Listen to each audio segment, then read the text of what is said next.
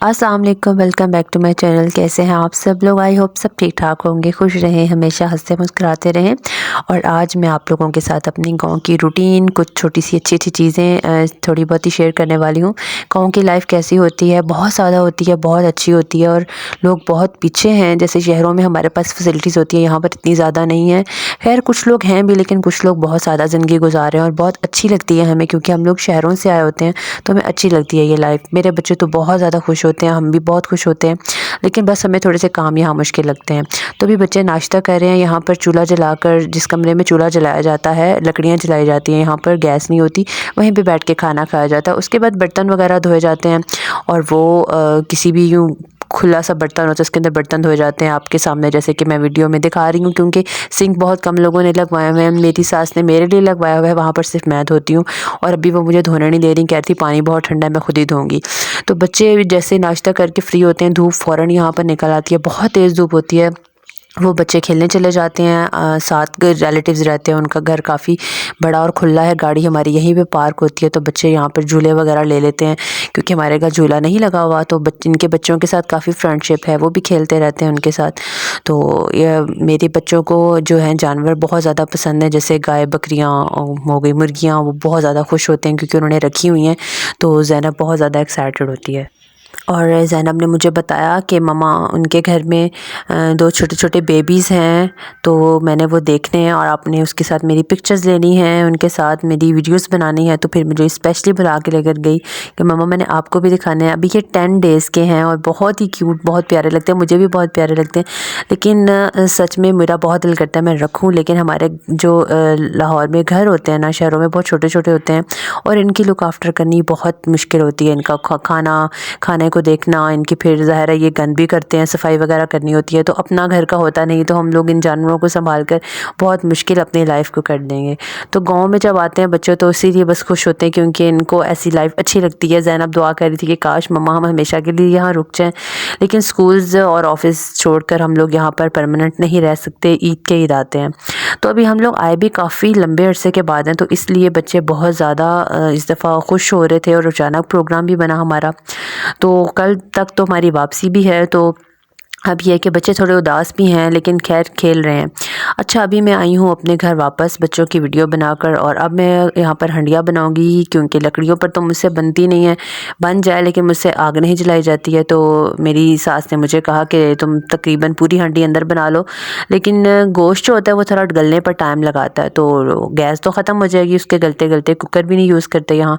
तो फिर मैंने कहा चलो मैं तकरीबन हाफ़ हांडी यहाँ बना लेती हूँ, तो आप मुझे आग जला दीजिएगा बाहर, तो बाकी मैं जो है ना उसको गलाने वाला काम वो बाहर कर दूँगी। तो बस मैं अंदर हंडिया वगैरह बना रही हूँ और मटन बना रही हूँ, और इसके बाद मैं बाहर हंडिया रख दूँगी तो इंशाल्लाह फिर जल्दी गल जाएगी।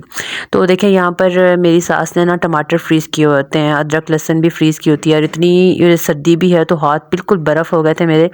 तो वो क्या कहती हैं, जब टमाटर रेडी वाले आते हैं, बेचने वाले गाड़ियों पर आते हैं, तो सस्ते होते हैं, तो वो ज़्यादा सारे लेकर 4-4 5-5 किलो लेकर फ्रीज़ कर देती हैं, तो फिर ईज़ी हो जाता है।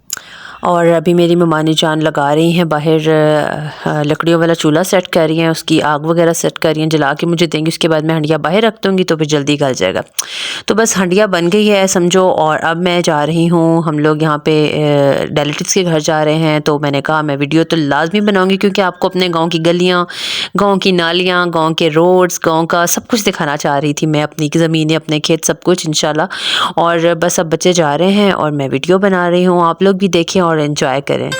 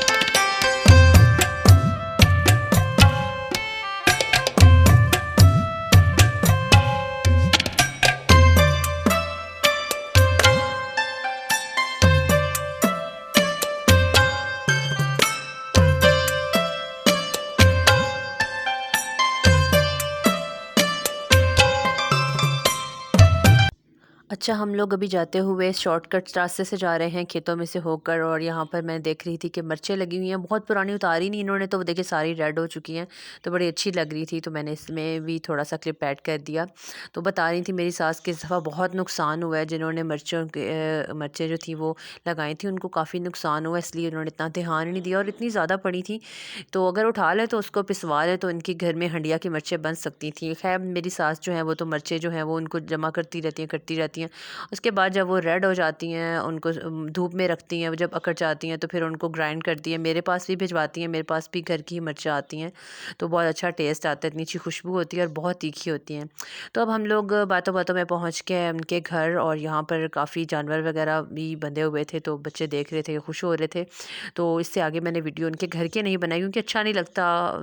कहेंगे बाबा जी हैं और काफ़ी लोग हैं, तो वो सब कहेंगे देखो इसको सुकून नहीं है, मोबाइल लेकर बैठी हुई है, और फैमिली का अपना टाइम होता है, गपशप लगाएंगे। बस बच्चे यहाँ झूले ले रहे हैं और थोड़ी देर बैठे हैं हम लोग, या चाय पी है, उसके बाद हम लोग एक और घर था वहाँ गए हैं।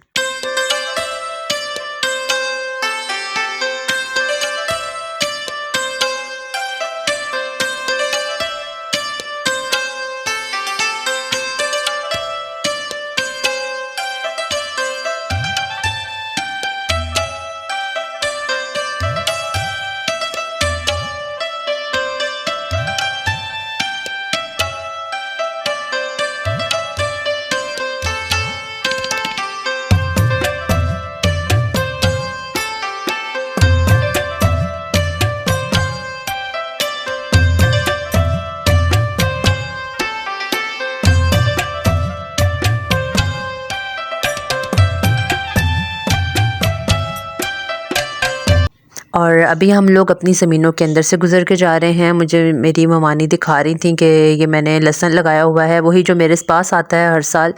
जब फ्रेश निकालती हैं तो फिर उसको थोड़ा सा सुखा कर कहते हैं अंधेरे में रखती हैं उनको। मुझे तो इन चीज़ों का आइडिया ही नहीं है, मुझे बता रही थी कि इनको अंधेरे में रखो तो ये ठीक रहता है, नहीं तो ख़राब हो जाता है। तो कमरे में एक अंधेरे वाला कमरा है, उसके कॉर्नर पे रख देती हैं और लटका देती हैं, बल्कि ताकि हवा लगती है नीचे से ख़राब ना हो, और फिर मेरे पास भिजवाती हैं तो बड़ा अच्छा फ्रेश होता है, और तकरीबन मेरे साल पूरा चल जाता है, उसके बाद फिर नया आ जाता है। तो अभी हम लोग अपनी ज़मीनों में से ही गुजर के जा रहे थे, तो मुझे बहुत अच्छा लग रहा था। वो मुझे दिखा रही थी कि मैंने लहसुन उगाया हुआ है।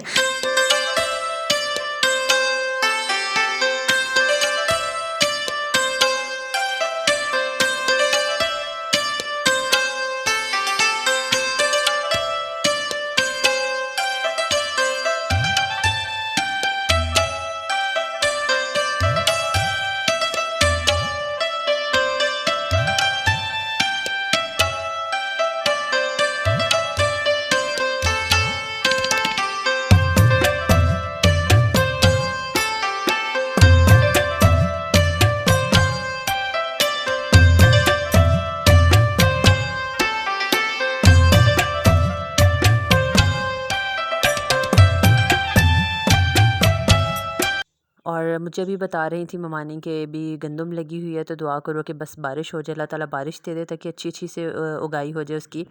और बस जब ये उग जाएगी उसके बाद ये मई जून तक जो है वो गोल्डन होगी, तब कटाई होगी इसकी रमज़ान के बाद।